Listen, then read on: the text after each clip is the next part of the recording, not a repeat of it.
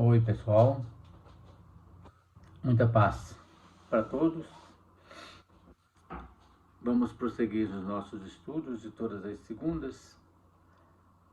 Hoje o nosso tema é Jesus em Nazaré. É a segunda vez que Jesus vai a Nazaré.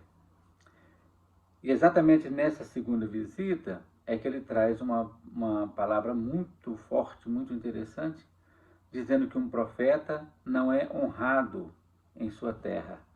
O estudo é o 84, né, na nossa sequência, no volume 3 da obra Sabedoria do Evangelho do Pastorino, e foi narrado por Mateus 13, 54 a 58, Marcos 6, de 1 a 6, Lucas 4, de 22 a 30, e João 4, versículo 44. Então, o João foi extraído apenas um versículo, né? E que completa o estudo.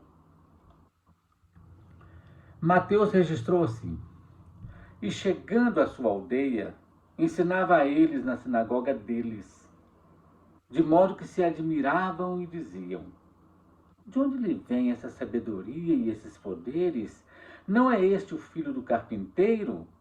Sua mãe não se chama Maria, seus irmãos não são Tiago, José, Simão e Judas? E não vivem entre nós todas as tuas irmãs? De onde lhe vem, pois, tudo isso? E ele lhes era uma pedra de tropeço. Mas disse-lhe Jesus: um profeta só é desprezado em sua terra e em sua casa. E não exerceu ali muitos poderes por causa da incredulidade deles. Marcos registrou assim: Jesus saiu dali e foi para sua aldeia, e seus discípulos o acompanharam. Chegando o sábado, começou a ensinar na sinagoga. E muitos, ao ouvi-lo, se admiravam, dizendo: de onde lhe vem todas essas coisas? Que sabedoria é essa que lhe é dada? O que significam esses poderes operados por sua mão? Não é este o carpinteiro, filho de Maria, irmão de Tiago, de José, de Judas e de Simão? E suas irmãs não estão aqui entre nós? E ele lhes era pedra de tropeço. Então Jesus lhe disse: um profeta só é desprezado em sua terra, entre seus parentes e em sua casa. E não conseguia exercer ali nenhum poder, a não ser que pôs as mãos sobre alguns enfermos e os curou. E admirava-se por causa da incredulidade deles. Lucas registrou assim: e perguntaram: não é este o filho de José? E lhes disse: certamente aplicareis a mim esse provérbio: médico, cura-te a ti mesmo. O que ouvistes ter sido feito em Cafarnaum, faze-o também aqui em tua terra. Disse mais: em verdade vos digo que nenhum profeta é aceito em sua terra. Mas, sem dúvida, digo-vos que muitas viúvas havia nos dias de Elias em Israel, quando o céu se fechou por 3 anos e 6 meses, de forma que houve grande fome em toda a região, mas Elias não foi enviado a nenhuma delas, a não ser a uma moça viúva em Serepta de Sidom. E muitos leprosos havia no tempo de Eliseu, o profeta, em Israel, mas nenhum deles foi limpo, a não ser Naamã, o sírio. Tendo ouvido essas coisas, eles ficaram cheios de raiva na sinagoga e levantando-se o expulsaram para fora e o levaram até um precipício da montanha em que estava construída a cidade deles, para lançá-lo abaixo. Ele, porém, passando pelo meio deles, foi embora. João registrou assim, um só versículo, né? E o próprio Jesus atestou que um profeta não recebe honra em sua própria terra. Estudando a lição, então, entendendo essa lição, que é muito interessante para nós, como sempre, né, no viés da nossa própria intimidade, da nossa própria vivência, né? Jesus, então, vai de novo, né, para a sua aldeia nativa,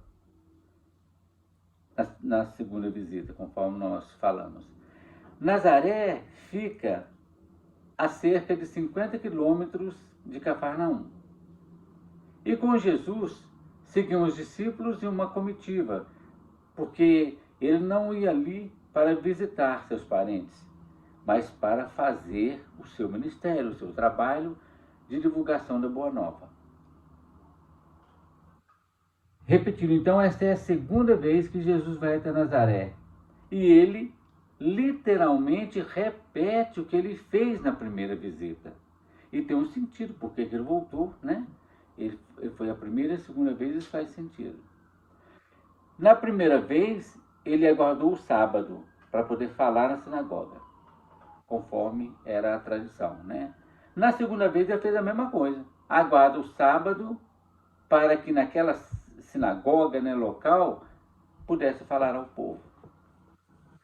As palavras de Jesus e os fatos prodigiosos que ele havia operado lá em Cafarnaum suscitaram uma série de indagações por parte dos nazarenos.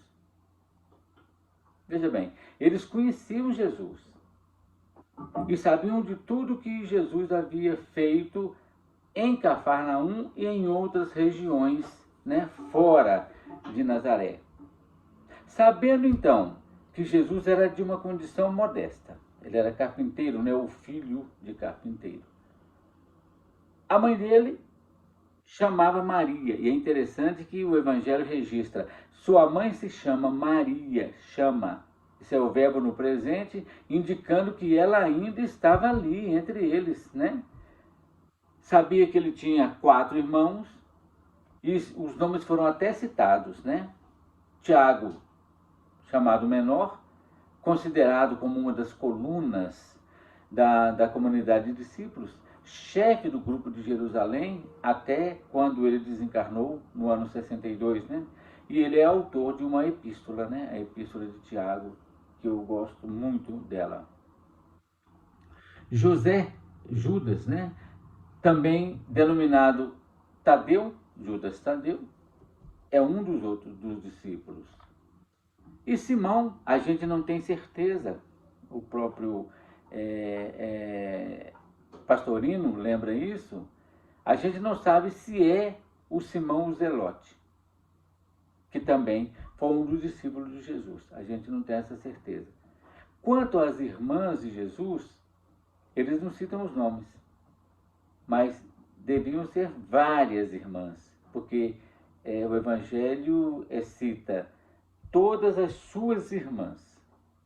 Conhecendo assim detalhadamente a origem de Jesus, a dúvida só crescia, né, entre os nazarenos, porque perguntava assim, gente, nós conhecemos todo mundo da família dele, onde ele conseguiu tamanha cultura e tamanho poder de dominar a natureza, de fazer todos esses prodígios? Aí a dúvida, então, só tendia a crescer. Por exemplo, eles diziam assim, ele não pode ser o Messias. Porque a origem do Messias, segundo o que está inclusive relatado no Evangelho de João, no capítulo 7, versículo 27, a origem do Messias deveria ser desconhecida. E eles conheciam tudo sobre Jesus, então eles concluíram que Jesus não poderia ser o Messias enviado, né? Mas tudo que Jesus operava, né, as coisas que chegavam até eles, todas as notícias das realizações que Jesus processava, fez com que Jesus se tornasse tropeço para eles. E neles, então, permanecia aquela descrença e aquela desconfiança. Jesus, então, sabendo disso, aí ele cita um provérbio. O profeta só não recebe honra em sua cidade, entre seus parentes e sua família. Isso para demonstrar aos seus discípulos e a todos aqueles que estavam presentes que não pensassem que seria fácil conquistar para a sua crença os familiares e contemporâneos. É interessante que o pensador romano chamado Sêneca, ele tem a mesma opinião. Ele escreveu: o que está no lar é julgado vil. Quando uma pessoa se destaca numa família, muitas vezes mesmo as pessoas, ao invés de apoiá-lo, acabam criticando, injuriando, né, não dando o apoio necessário. A gente sabe disso, né? Dessa maneira, então, Jesus não pôde fazer praticamente nada naquela aldeia, né, na cidade de Nazaré, por causa da falta de fé dos seus compatriotas.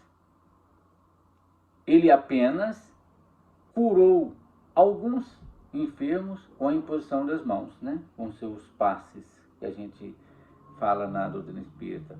Por quê, gente? Sem a receptividade da fé, que, segundo o que Paulo descreveu na carta aos Hebreus, no capítulo 11, no versículo 1, ele diz que a fé é a substância da coisa desejada. Isso é fantástico. O primeiro passo para que alguém consiga alguma coisa é no exercício da fé, seja ela humana, seja ela divina, conforme diz a doutrina espírita, né? Sem, então, essa fé, qualquer irradiação, ela vai se perder no ar. Ela não vai aderir. Ela vai, na verdade, escorregar por uma superfície, mas sem penetrar no coração daquela criatura. Então não ia adiantar nada Jesus trabalhar todas as questões sem ter a contrapartida, que seria a fé daquela pessoa que procurou aquele determinado prodígio ou milagre, conforme dizia na época, né? Aquela cura, né? Esse fato nos ensina uma coisa muito importante, é que não devemos nos desanimar quando nós não conseguimos realizar efeitos benéficos em certas pessoas, porque a gente, de fato, não vai conseguir fazer essas coisas, né? Quando os parentes, os amigos, aí é muito mais difícil realizar qualquer coisa, né? Lucas relata essa visita em termos diferentes. A gente pode notar que a narração de Lucas, ela difere um pouco conforme quase todas que a gente viu. Por quê? Porque Lucas estava completamente longe dos acontecimentos. Quando Lucas nunca conheceu Jesus. Quando ele chegou lá, Jesus já havia desencarnado. Então, ele conheceu Jesus pelas informações dos outros apóstolos, né? Em especial Pedro, né? Paulo depois também ajudou, trabalhou bastante. Então, longe dos acontecimentos e sem ligação nenhuma com os nazarenos, aí ele não tinha receio de relatar esses fatos, que dentro da casa de Jesus, por exemplo, as pessoas não confiavam nele, não acreditavam nele, né? Então era um fato relativamente grave, que a gente pode... Se nem as pessoas de casa confiam, vamos dizer assim, então como é que as pessoas de fora vão confiar? Entre aspas, é mais ou menos isso que acontece. Jesus então percebe a descrença daquele pessoal e lê o pensamento deles, que na verdade para Jesus era como que se expressassem em voz alta, dizendo, certamente, registro de Lucas, que era médico, certamente me direis, médico, cura-te a ti mesmo. E faze aqui o que fizeste em favor de Cafarnaum. Olha, então, nós vamos acreditar em você, você como médico, então você não pode adoecer. Você vai ter que se curar. Porque você já curou N pessoas fora de Nazaré. Então, você precisa fazer essas mesmas coisas aqui para que a gente possa te dar crédito. Mais ou menos isso, né? Dito isso, ele responde, então, Jesus, ainda em Lucas, com um outro provérbio. Nenhum profeta é aceito em sua pátria. E cita os dois exemplos, né? O primeiro é relatado no livro de Reis, é bem interessante. No capítulo 17, versículo a partir do 8, né? E os seguintes, quando Elias, perseguido pelos seus mesmos, né? Na grande fome que durou 3 anos, ele não atendeu a ninguém da sua região, mas renovou a provisão de azeite e farinha a uma viúva de Serepta, lá no sul de Sidom. A outra coisa citada pelo Lucas, que Jesus citou, né, que Lucas registrou, está escrito no segundo livro de Reis, capítulo 5, versículos 1 adiante. Eliseu, que curou de lepra o sírio Naamã, mas não curou nenhum leproso em Samaria. Então Jesus falou, olha, as pessoas que são de casa acabam realizando coisas fora por causa da incredulidade daqueles que são da própria família, da própria pátria, do próprio segmento, né? E quando Jesus falou isso, essas palavras causaram um tumulto enorme entre os ouvintes e a multidão raivosa levantou-se e o expulsou aos empurrões da sinagoga, levando-o a um precipício na montanha que estava construída, onde estava construída a cidade, para dali lançá-lo abaixo e liquidá-lo, né? Mas a calma e a dignidade de Jesus fez que ele simplesmente passasse sereno no meio de todos, sem que ninguém movesse um dedo apenas contra ele. Num silêncio ensurdecedor, eles veem Jesus se retirar. E só esse fato já fala por si. Só o fato, então, de Jesus passar entre eles, silenciando a multidão enfurecida, já demonstra o grande prodígio que Jesus era capaz. Que eles esperavam, então, esse grande prodígio. Mas a gente não sabe se houve esse entendimento por parte deles, né? Lucas, então, de uma forma muito interessante, conseguiu reunir numa só narrativa as duas visitas de Jesus a Nazaré. Na primeira, o que aconteceu? Jesus foi na sinagoga e se revelou como sendo ele o enviado de Deus. Então, Jesus reservou para aquela cidade, falando para os seus contemporâneos, né, os seus compatriotas ali, ele fez uma explicação explícita de que ele era o Messias enviado. E com isso, ele quis trazer para aquele povo o aspecto da benevolência. 4 meses depois, Jesus volta lá para ver, vamos dizer assim, para colher o resultado daquela declaração. Mas o que aconteceu? O ciúme causado, né, pelos os prodígios, vamos chamar assim, do ministério que Jesus realizou fora daquela pequenina aldeia, suscita nos corações daquelas pessoas o ciúme. E ele é tratado com má vontade e com despeito que chegou até a raiva. Bem interessante isso, né, para a gente pensar. A lição, então, em seu sentido profundo, dentro de cada um de nós, tá? Todas as vezes que uma criatura salta da personalidade, isto é, do aspecto meramente material, para a individualidade, isto é, o aspecto espiritual, ele se vê a braços com problemas em seu círculo de parentesco, de amizade. Tá tudo acontecendo dentro da gente, tá? Daí a quase necessidade do indivíduo afastar-se da sua casa. Não é a casa física, tá? Fazer a separação na sua casa íntima, para poder dar cumprimento às tarefas que lhe competem. Em casa, diz o Evangelho, não é recebido. E lá no Evangelho de João, no capítulo 1, nos versículos 11 e 13, João escreveu assim: veio para o que era seu, mas os seus não o receberam. Né?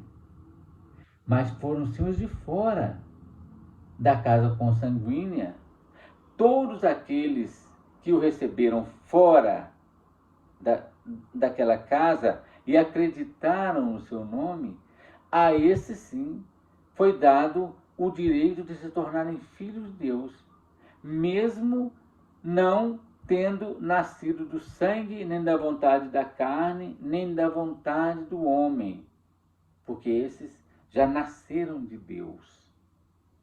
Esse trechinho está narrado no Evangelho de João, né? Essa lição, então, nos alerta para não nos desanimarmos, que nem eu já disse, ao ver que aqueles que são mais ligados a nós, pela convivência, são os que mais nos repelem e que podem até chegar ao nível de nos perseguir e caluniar por darmos mais atenção aos outros, os de fora, do que a eles. Lucas, então, relata que o próprio Jesus se admira da incredulidade deles. Olha, eu nasci aqui, junto com todo mundo, e as pessoas de fora acreditam em mim, mas eles não acreditam. Dizendo-nos, então, com isso, que o mesmo pode se dar com todos os que seguissem o exemplo de Jesus Cristo. Isso é bem interessante, né? E todas as vezes, que a gente já falou em outras reuniões, todas as vezes que a gente vai mudar de procedimento íntimo, a gente vai mudar de conduta, mudar de comportamento, a gente enfrenta uma série de situações, porque a gente vai ter que abandonar hábitos antigos, hábitos mais velhos, arraigados, e aqueles companheiros com os quais a gente compartilhava aquilo não aceitam muito essa nova conduta que a gente está estabelecendo, né? Trazendo então para o nosso dia a dia aquilo que Jesus disse: só na própria terra o profeta não é honrado, em sentido mais restrito, isto é, no sentido mais íntimo, na nossa casa íntima, os inimigos do homem encontram-se no próprio lar, na própria casa. Jesus, inclusive, em outras passagens, ele diz isso claro: os inimigos do homem serão os seus próprios domésticos. E isso do ponto de vista físico, porque é na casa que a gente encontra os nossos afetos e os nossos desafetos do ontem no processo da reencarnação para o processo evolutivo de cada um. Mas trazendo para a intimidade de cada um de nós, são os nossos parentes mais íntimos, os mais próximos, ou seja, nossos veículos inferiores, que nos mantêm ligados aqui no processo material. Quando, então, o espírito já descobre ou vislumbra os altos cimos espirituais e quer escapar à força da personalidade, negando-a, os opositores mais ferrenhos são o seu intelecto, né? O intelecto que duvida, as suas emoções que arrastam para fora de si mesmo, as suas sensações que reclamam o comodismo e o corpo físico que lhe pesa a caminhada, cansando-o, né? Diante, então, do eu pequenino da nossa personalidade, o eu maior, com letra maiúscula, se vê rejeitado, negado e até expulso por ser tratado como um intruso na busca de destronar o vaidoso e personalístico de suas ilusões mais efêmeras. Porque a individualidade vai se sobrepor à personalidade, e a personalidade não aceita muito isso. Mas o que a gente precisa entender, então? Que é difícil esse momento de separação do joio e do trigo entre nós, né? Ou dentro de nós.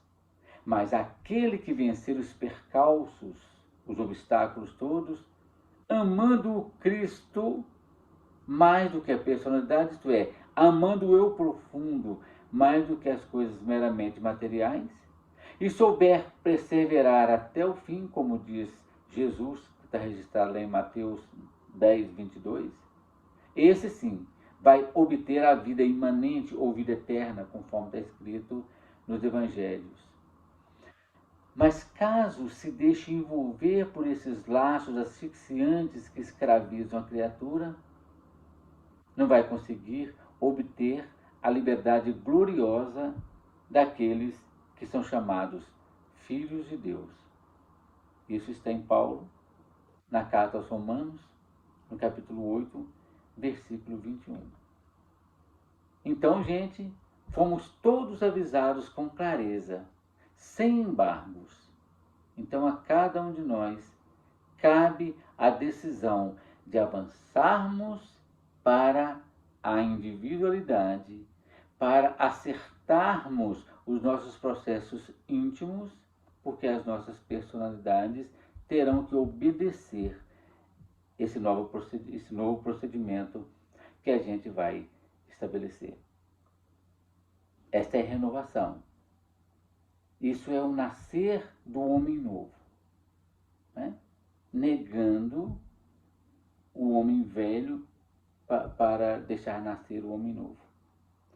Gente, é isso que eu preparei, né, para o nosso estudo de hoje. E que haja sempre muita paz e harmonia em nossas mentes e em nossos corações. Obrigado, gente. Segunda-feira a gente continua mais um tema.